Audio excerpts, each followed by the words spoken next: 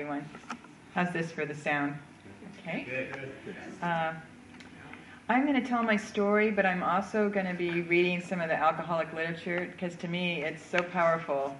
I think even though it sounds mundane and we hear it over and over again, I think it really has a lot of transformation substance to it, and I feel like I've thrived on some of the literature. It really makes a difference in my life.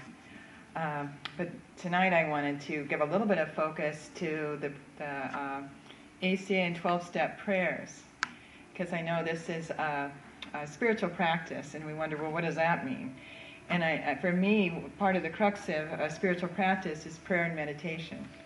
And so I wanted to kind of weave into this to kind of an idea, well, what kind of prayers do we have to move forward in our spiritual path? So I'm going to try and weave those prayers, because there's some of these I looked in. I couldn't find all 12 in the. It was a fun study for me. I couldn't find all 12 in the Red Book, the 12 prayers for each step, but I found all 12 AA ones, and usually a lot of the programs were based on AA. And in ACA, we usually replace alcoholic with alcohol, like Al-Anon a little bit, like alcoholic family and dysfunctional family. So, in the prayers and the steps, that's really common to say, gee, I'm suffering the same as the alcoholic or other compulsive person because I was a member of a family that had that compulsion or our dysfunction. And in my case, that was the main problem. I'm mainly an Al-Anon fan or family member. But I'm also, I ran into a roadblock in Al-Anon as far as doing my 12 steps. I did do all my 12 steps with a wonderful sponsor. Had a great time meeting for coffee every Saturday and going through the steps and talking to her and just shooting the breeze. It was a wonderful experience. But I also feel that I was roadblocked, especially when it came to the amends. And I just didn't feel safe. I was too nervous. I was in denial about kind of my role in things, because it wasn't safe to think that I had done something wrong, to admit it. So that's a little bit of my background. I've been in the 12 Steps programs and in the recovery community maybe for about 5 years or more. And so I was going to tell a little bit of my story. It's going to be a little bit reading my notes, and so it might seem a little bit disjointed, but I'll try and liven it up with just my own input. Okay. So after I said how after a couple years I realized that ACA was a good place to find help and fellowship that I needed. I really like this concept of, I'm not alone. There's help and there's a fellowship. And I found the leadership very helpful for me. I think for me the component of working with my childhood issues through ACA literature, step work, and fellowship is an important piece of my recovery. I think without that I would have hit a roadblock and not gone on, like I said earlier. Having grown up in a dysfunctional home, I had no idea how it affected me until I started my journey of recovery. I had done other spiritual programs, and I didn't know that I was hit a roadblock. I didn't know that I had all this denial and dysfunction in me that made me so that I really couldn't grow spiritually. The 12-step program has just been amazing to me because of the work with admitting that I'm powerless, and the work on working with my own dysfunctional behavior, working with my own maladies. I think a lot of spiritual programs, you say, yay, I did it. I'm successful and I'm done, and isn't this great? And with this one, I have to be. I'm in the place where there's things that I have to work through. I have to do my character defects. I have to do my list and really work through it. And not only do I have to list my character defects, I have to do steps 5, 6, and 7, where I become willing to change, to transform, to have this spiritual enlightenment, along with humbly asking that happen. And I think the ACA program, with its combination of therapy and spirituality, is what I really have need, and it's been such a great help. And I'll go ahead and read a little bit. I believe that the integration component of the ACA program, which is apparently from depth psychology, and has a very good way of reviewing our childhood traumas and incorporating the therapy sessions. So we've got this depth kind of psychology that's interwoven into the program to help people that have had childhood trauma and have dealt with not having the help and the nurturing that we needed as children.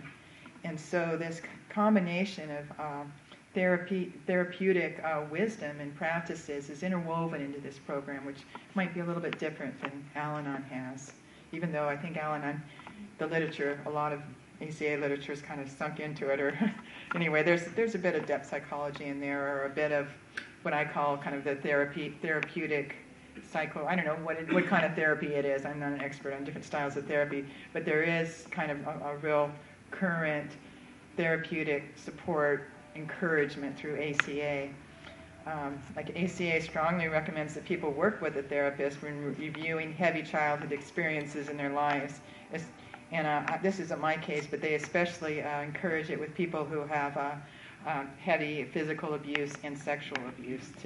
That when you go through the ACA program and do your steps and work with a book, that they highly recommend that you get a therapist to help you at the same time you're doing your step work. And then that came up. I'm doing a step. I'm going through the Yellow Book with a group of women, and we got through that point, and it was kind of emphasized. This might be so heavy that you need to get a therapist. And I was going, whoa. But anyway, the fifth step work can incorporate a therapist that one trusts, where we tell God, ourselves, and another person the nature of our character defects. The trick is that often there's so much denial to get over before we can come clean, and that's kind of where I think the combination of a spiritual program and the therapy together, they work to break that denial. And they're working with me to break and helping me to break that denial of what actually happened in my family. There's that whole family idea of don't talk, don't tell. I don't have them all right, but that whole concept of keep it to yourself. And also don't even think about it. Forget it. You're okay. Tough it out. That kind of thing when things are bad. Go watch TV. Have a bowl of ice cream. It'll be all right. But anyway, there was a lot of, there are all kinds of reactions to all kinds of alcoholic and dysfunctional environments and family traumas that children develop in. My household had a threatening, somewhat repressive, and depression-laden environment, and there was substance abuse. And there was a kind of a social and moral behaviors that was very confusing. Kind of say one thing, but you see something happening in your family that's totally different. And I think that's really hard when you're growing up to be taught, go to Sunday school and all this thing, and see something that's totally different. Like when I had a real traumatic thing happen. My cousin that was like my older brothers, because when a lot of people get raised by their grandma, and so I was raised with them a little bit, and with my cousins, especially when I was young. But they had a lot of trauma happen in their family, so there was a lot of repressed grief in my family, and that's a big problem. There's a lot of denial of what was happening, and kind of to tough it out. We'll be okay. Don't think about it, kind of thing. And it was really sad. There was an alcoholic car accident my uncle had, and he died.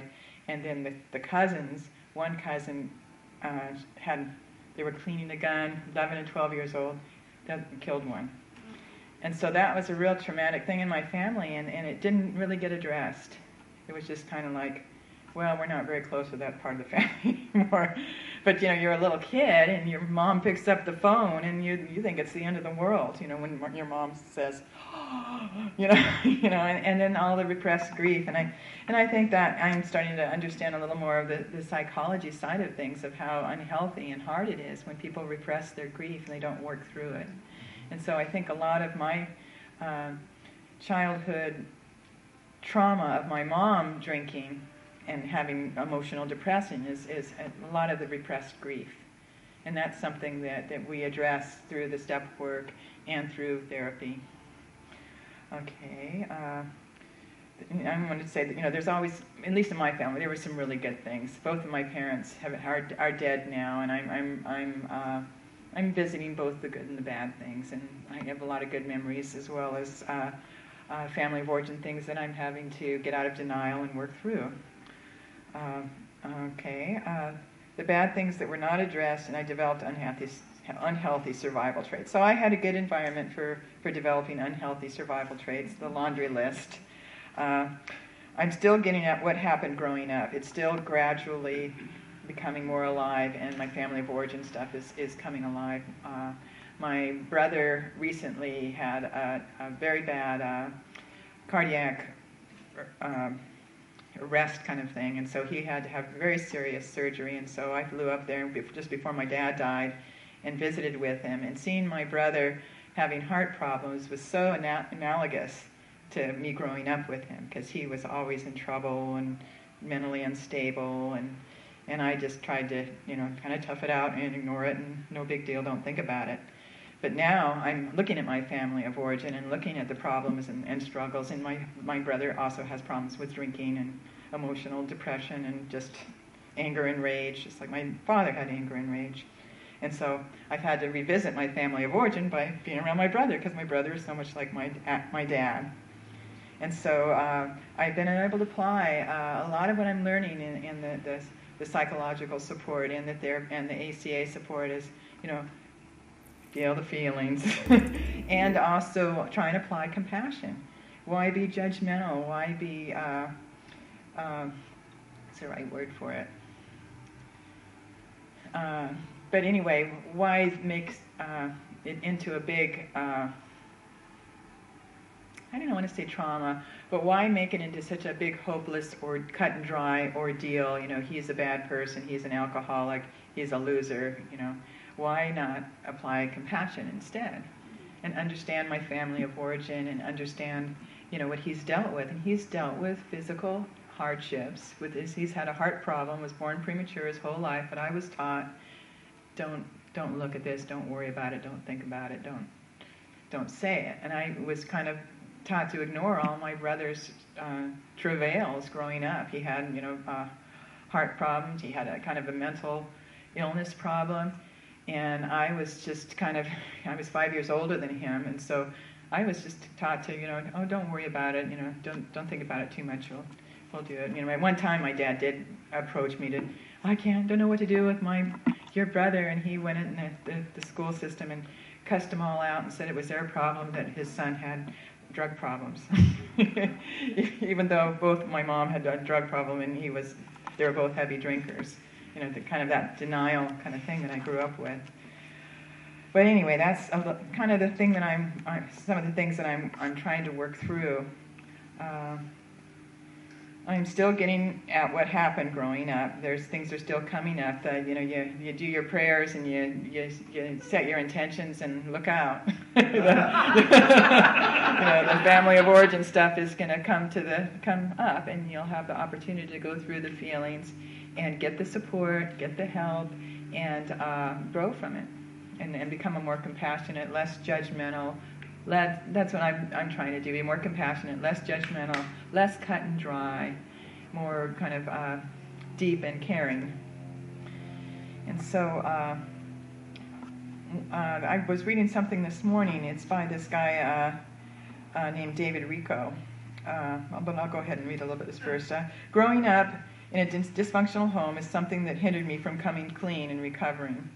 I have deeply ingrained reactions to growing up in a home where don't feel, don't tell, and don't talk are the norms, and probably don't think is in there too. I was comfortably numb in my ego trips, and I had some substance abuse problems going on as well. It took something traumatic to get me into therapy in the spiritual recovery world. I will tell you about that in a little bit more. And here's a nice quote about caregiving. The kind of caregiving that I wish I would have had from my parents, and the kind of caregiving that we can turn around and give ourselves through having a good spiritual program.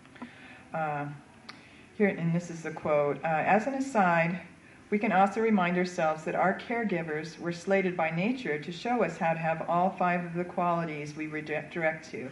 So ideally, if we had good caregiving, we'd learn how to relate to people in a healthy way.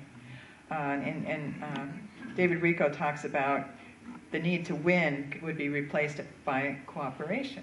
And wouldn't that be great to learn from our nurturers? And that's a thing that we can go back by having a good spiritual program to learn that it's not so important to win, it's nice to cooperate. A very good example that we're dealing with in all the recovery communities is how to reach a group consensus. How to have a loving power, look after us, rather than being a control freak and I have to win and I have the best idea of what we should do and how things are going to go in our group. Look at all these stupid people that don't know what they're doing. And then they talk about going from judgment to compassion, which I'm trying to work through with my brother as a good example. I've been very judgmental to him my whole life, and it's quite a transformative, kind of soulful thing to try to be working through this and look at him in a different light and see people that really love him and really care about him. I'm kind of like, what is that about? And another way is, this is a big one too, go from fear to gratitude. And then another one is from resentment to joy. I'm very resentful to my brother. How wonderful it would be if I could go from that position of being resentful to being joyful that I have a brother that I can care about, that it was my family. Another one is from retaliation to seeking reconciliation. So those are the kind of people in town are talking about this kind of stuff. This guy is a therapist, a spiritual teacher that very much incorporates the 12-step community and ACA community components in his teachings. He was also a preacher, a Catholic church that decided he was in love with a lady and had to leave the church. But anyway, it's so nice to have a spiritual program where you can be open to everything. And he's a really good example. He's also very into Buddhism. And so you can have this really eclectic approach to what you need. I have had a real eclectic approach, and it was so wonderful to have a 12-step program that says, the God of your own understanding. And wow, woohoo! And so I've really been going for that and enjoying it because there's so much rich, deep things to get support in and to just make life expand and be wonderful. Okay. So what he was saying, and I really liked, I guess this is continuation of the quote from him, if they did not do that, if my parents did not teach me, in a nurturing way, a spiritual practice can fill the gap. I was going, wow. And that sounds very ACA to me, this spiritual practice of, go back and be your own loving parent.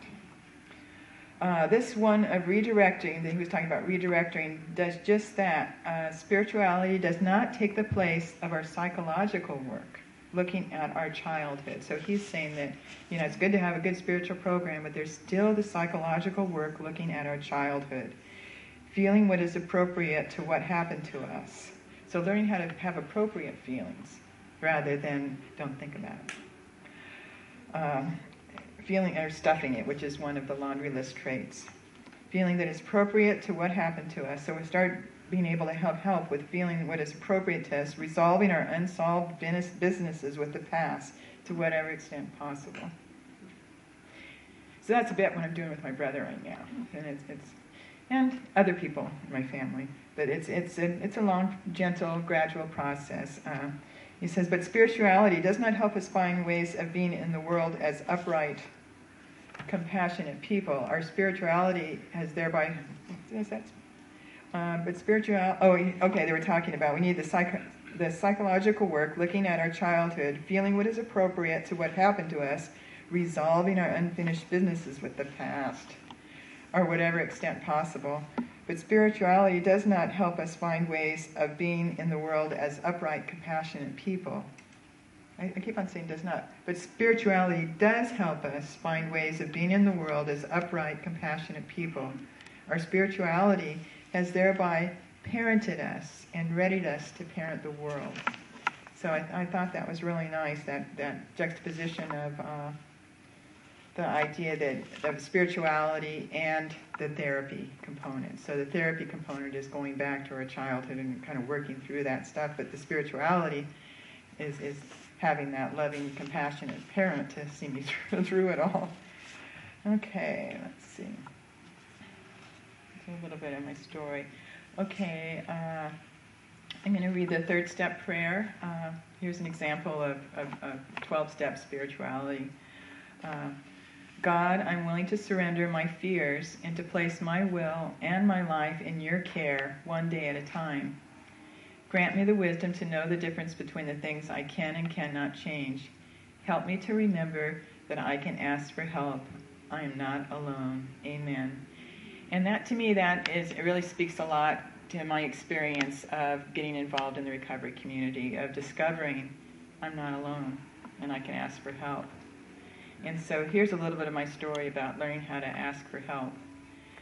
It took me a while to warm up to the 12-step community. My older son was in AA for 3 years before he had a very frightening and devastating relapse. But during my son's first recovery period, which was, he really had a very good experience with it, a great sponsor and great recovery. And he kept on recommending Al-Anon to me. He said, Mom, you should go to Al-Anon. And I told him, why should I have to suffer? You're the one that has the problem.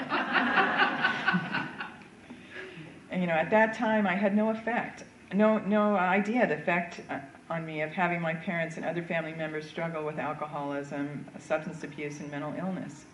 The laundry list describes many of the survival traits that I had taken on because of my experience growing up in that environment. As a young woman, I remember my grandmother going out to lunch with me at the old tea house, I don't know if anybody remembers that restaurant, and telling me about my step-granddad who was an alcoholic and how much support she was finding in Al-Anon. But I never thought about going in connection with my own parents' alcoholism. It was all kind of, the alcoholism was kind of subtle, but there were deep problems. I was unaware that it was having any effect on me. I didn't realize when these two people were telling me about Al-Anon that, as the first step says, I was powerless and that my life was unmanageable. Okay, here's first step, another prayer. Dear Lord, I admit that I am powerless over my addiction. And like I said, I couldn't find the ECA one, so I just added, I am powerless over my alcoholic and dysfunctional family. I admit that my life is unmanageable when I try to control it. Help me this day to understand the true meaning of powerlessness. Remove from me all denial of my alcoholic and dysfunctional family. And, okay. When I started my recovery program, it started in the hospital. My younger son was in dire straits and being checked into the hospital with acute organ failure. An addiction counselor was there when I helped to check him in, and she told me that my son was probably an addict. That was the beginning of me recognizing that I had a problem in my family that was bigger than me. A friend of my older son had earlier met with my husband, my son, and I, and asked that we send our older son to a rehab. But we felt that was our son's problem. He could work through it, and that it was not ours to solve or spend our life savings on. He did find recovery help from a local government-subsidized program that worked with the courts. He was being backed into a corner because of legal problems as a young, I don't know how old he was, but he was pretty young at that time. And so AA was a way out from the court system, and they had a really nice program. But anyway, that was what happened before his first frightening relapse after 3 years of sobriety. The second time his relapse, he was looking at prison instead of just little minor court things. So in the hospital, I was told that there was help and to consider Al-Anon. At the time, I felt hopeless, and that I had belonged to churches in the past. I'd already failed in being part of a spiritual community. In the long run, I felt betrayed, ostracized, and like a failure. However, thinking about a community of spiritual believers and how much I was hurt by them, that it didn't work, brought me to tears. I sensed a need for a community of support and the great loss when it failed. I didn't want to feel that very painful feeling of loss and failure again. Yet I longed for spiritual renewal and a community of believers. After the hospital, I stayed After the hospital stay, I had hoped that my younger son could go to a rehab and that my insurance would pay for it. However, because of his need for dialysis, he was unable to go. He got some help with a psychiatrist, but eventually was referred to cottage residential care, which was a rehab, after 2 back-to-back overdoses and ambulance rides. That's feeling pretty powerless and overwhelmed from my side. Psych medicine and recreation street dogs do not mix. I told his psychiatrist I didn't want the paramedics to be his doctors and that he needed help. This was happening at the same time that my older son was facing prison. He later went to the Salvation Army program. I never thought it would be a big deal for me to go to the Salvation Army graduation, but it was quite a soulful experience for me. I appreciate the work they do. He drove the truck and went and picked up things at people's houses and saw all of the Santa Monica neighborhoods. And then he worked in the kitchen. But he was lucky. A lot of people washed out of that program, but he made it through, and he had 6 months of sobriety, so that's a good time span to get your feet on the ground. Meanwhile, at the CRC program that my other younger son was going, because my insurance would pay for him, he's under 26 at the time, I was introduced to the world of recovery and gradually embraced the community. Cottage Rehab Center believes in family therapy and in long-term aftercare, and they believe that it's a family disease. That alcoholism is every member is diseased by it, is affected by it, and needs recovery and help. They encourage step work for all involved and participation in one or more of the 12-step programs. The family groups, gender, how am I doing the time? Okay. The family groups, gender groups, and groups for only family members help me to decompress from the shame, blame, and trauma of my immediate situation. And so that was amazing to feel that decompression by being around a community of people that cared about me and that were experiencing the same situation or similar. I got the support and help I needed from others that were facing the same heartache and family disintegration. I was encouraged to go to Al-Anon, and this time I followed their advice. I have been going to Al-Anon ever since then. I like the Cottage Rehab Center program because it has both a therapeutic component with trained therapists as well as 12-step components. And I was not alone anymore. 4th step. This is a 4-step prayer. Divine Creator, help me to be rigorously honest and to care for myself during this 4-step process. Let me practice gentleness and not abandon myself on the spiritual journey. Help me remember that I have attributes and that I can ask for forgiveness. I am not alone. I can ask for help. Amen. So that's part of my story, is learning that I'm not alone and that there's help. During this time, I was encouraged to practice prayer and meditation by the recovery community. Here's the 11th-step prayer. Higher power, as I understand you, I pray to keep my connection with you open and clear from the confusion of daily life. Through my prayers and meditation, I ask especially for freedom from self-will, rationalization, and wishful thinking. I pray for the guidance of correct thought and positive action. Your will, higher power, not mine, be done. Through the support of the recovery community, I started my spiritual renewal and was given the permission to believe together in a higher power as I understood. So there's kind of a paradox. We came to believe. I think spiritual practice and faith is a group activity. I think this coming to believe is, for me, it's always been through the connection of other people. It's almost like my higher power, just like the group consensus of, the higher power representing this caring, loving force of the group consensus. That's kind of part of my spirituality too. And it says, through this, and then I want to go on, through the support of the recovery community, I started my spiritual renewal and was given the permission to believe together in a higher power as I understood. This new freedom to meditate and pray was helpful. I started going to sanghas that taught mindfulness and loving kindness meditation. I was given the freedom to pursue all kinds of spiritual wisdom.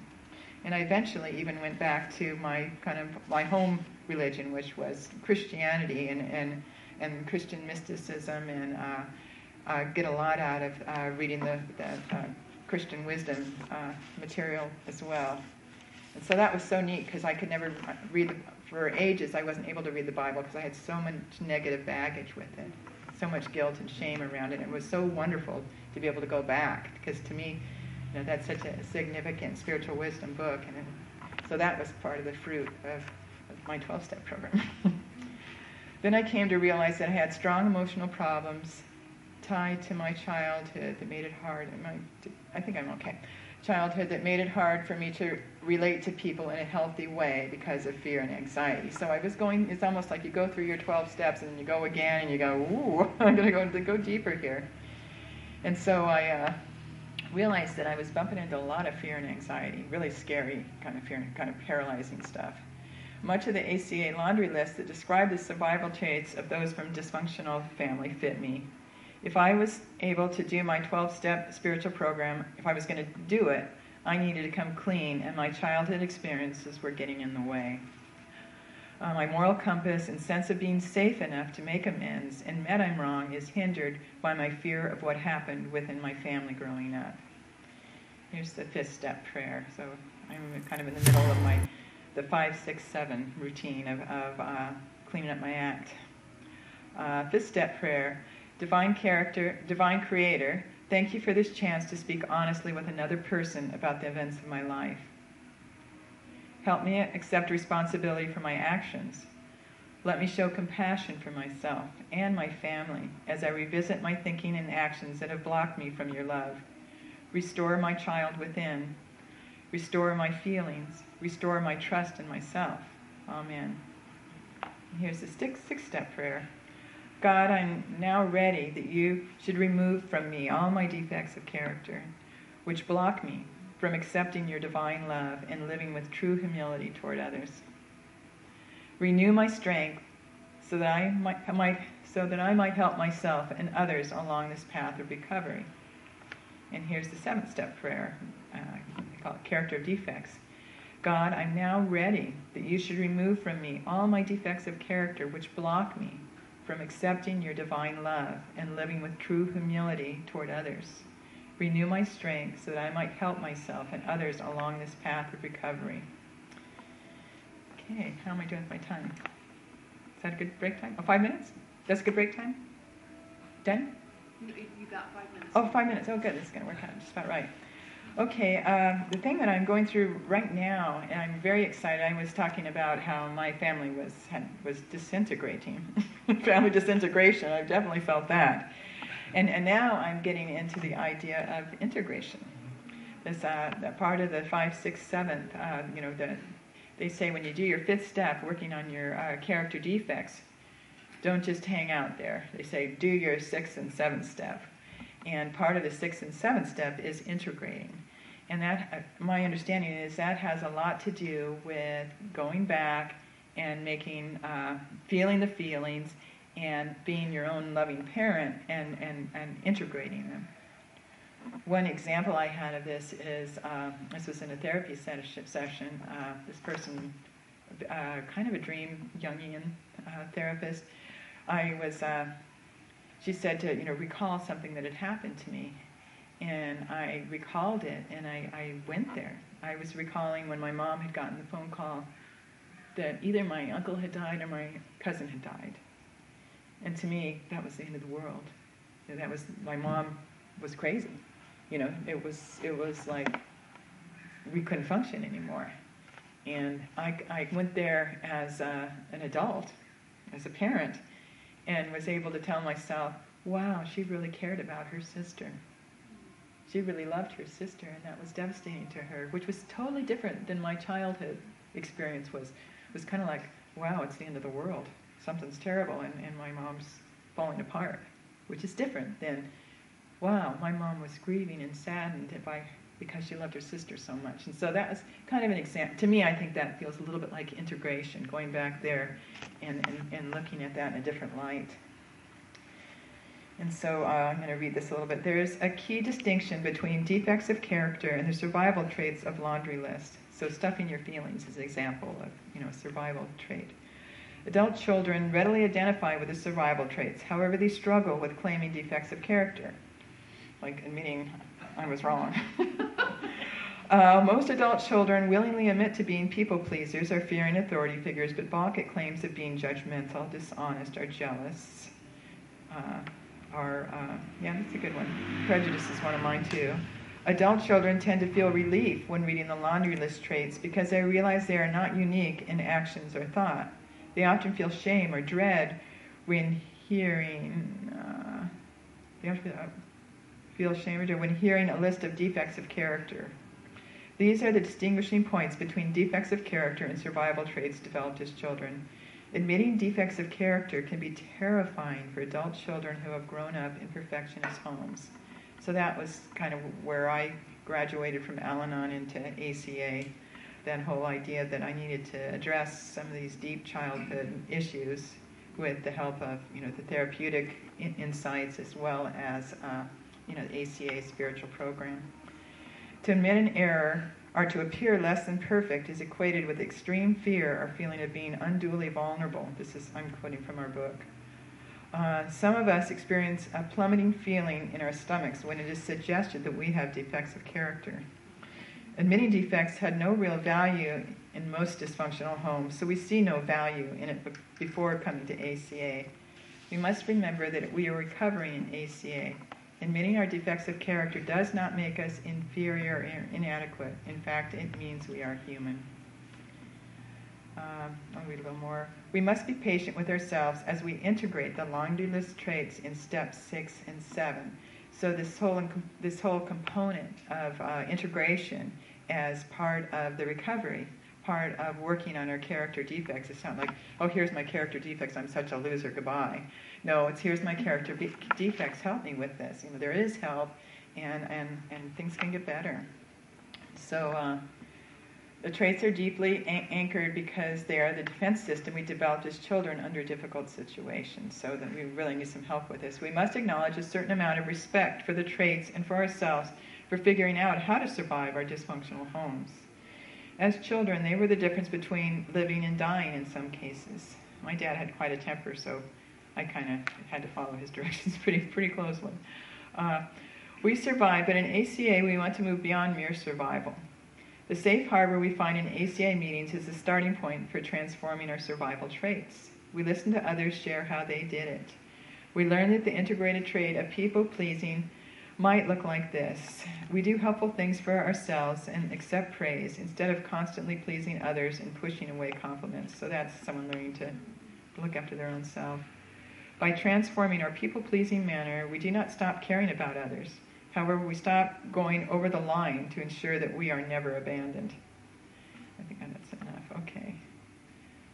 In ACA, okay, I guess this is from me. In ACA, I'm gradually remembering and sharing what happened to me as a child and how that has created survival traits that bear the fruit of my character defects.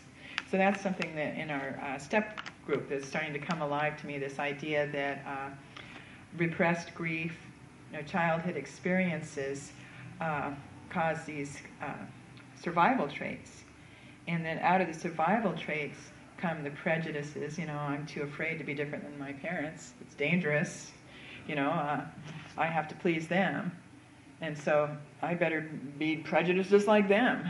That kind of thing of, our moral ambiguity is okay, because that was what was modeled for me. But that's a big part of ACA, is going back and seeing, what's the spiritual practice, and usually the idea is that God is your first parent, your first parents are God, and so that's your God, and that you're learning how to replace, this fear and this anxiety around your parents is part of the program. But anyway, that survival traits and the integration of the survival traits going back is so important, because that's what breeds, or what bears the fruit of the character defects. That whole idea of hurt people. Not being able to go back and integrate and remember and feel and share those events with people in our support group. The therapist will bear the fruit later of compulsiveness, alcoholism, drug addiction, stuff, always being cold and heartless, that kind of thing, even though it's mainly someone's got stuffed feelings and they're scared of everybody. So getting help with that kind of thing is kind of what I've learned, that there is help. I was saying that I belong to other spiritual paths that didn't have that component to them, that component of, yeah, you got to come clean, you got to work through these things if you're going to be okay. It's like there's support with great spiritual teachings, great spiritual wisdom, but the support to get through the blocks. Like I know I was reading a little bit about the blocks, the things that stop that ability to have a compassionate, loving relationship in the community, and the pieces that I missed growing up because of my parents, the generational problems that they had, and the unresolved grief was a lot of it, I think. But I'm still working on my family of origin stuff.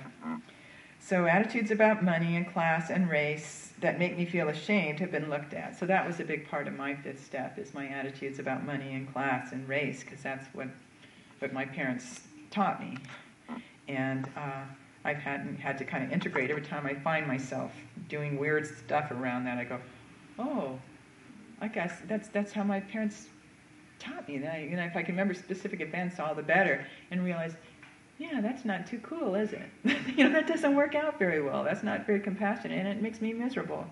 And so learning how to, work this 5, 6, and 7 step, and really telling somebody else what I'm struggling with, and oh yeah, this is what I'm struggling with. It's amazing how much of it just gets lifted away, and how much I find myself not worrying about, being prejudiced or worrying about money or class, and then just living in the present and looking at people as their own self, and as a in a compassionate way. But anyway, I grew up watching my parents drink and cause harm to others and be reckless with themselves. Like I said, my uncle died in a drunk driving accident when I was a little girl. My cousin shot his brother. They were 12 and 11 years old. The great sadness and problems with drinking and mental illness were not addressed or looked at in my family. Instead, social status and achievements were addressed. You're good. You're okay. Don't think about the bad stuff. Showing a little class was important. There were many things that were helpful that I was taught and experienced, but I was not taught how to deal with greed or envy or all these character defects that stopped me from growing spiritually and being a loving, kind person. And that's why I'm so grateful for the 12-step community and the therapeutic community. Thank you.